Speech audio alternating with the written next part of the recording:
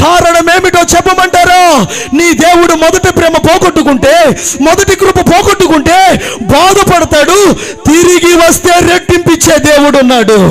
రెట్టింపు ఘనత నీకు కలుగును గాక, రెట్టింపు అభిషేకం కలుగును గాక, రెట్టింపు విశ్వాసం కలుగును గాక, రెట్టింపు ఘనత కలుగును గాక.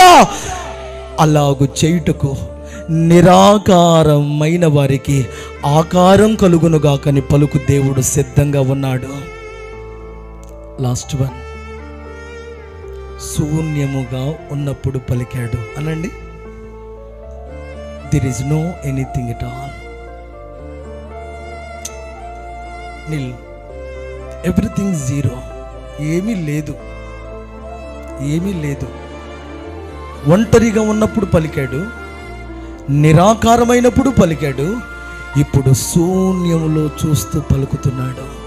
నా ప్రియ దేవుని బిడ్డలారా, ఒకవేళ మీ భవిష్యత్ నిషీది చీకట్లో ఏమీ లేనట్లుగా కనబడుతుందేమో,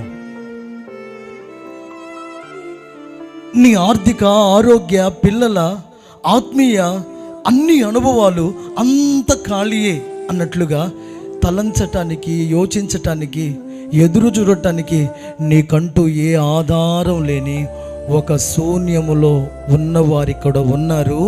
శూన్యములో సమస్తము చేయి దేవుడు పలుకుతున్నాడు. ఎట్లా జరుగుతుందని ఎక్స్పెక్టేషన్స్ కూడా ఆధారం లేదు. నిరాధారులు,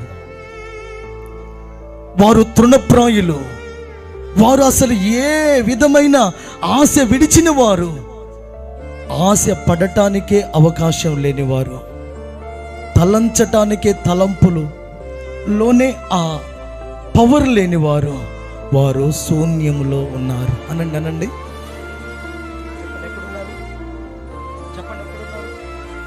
శూన్యములోనే ఉన్నారు. కానీ శూన్యములోకి వచ్చి కలుగునుగా కానీ పలికే దేవుడు ఉన్నాడు. మనకు తెలియందేముందండి?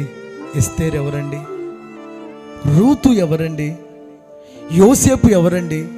కలలు లేవే, శూన్యమైపోయాయి. దర్శనాలన్నీ శూన్యమైపోయాయి. ఇక తన లైఫ్ అంతా ఒక ఖాళీగా శూన్యంగా కనబడుతుంది, శూన్యంగానే కనబడుతుంది. కానీ యోసేపు కోసం ఒక స్పెషల్ సీటును దేవుడు కలుగునుగా కానీ పలికాడు.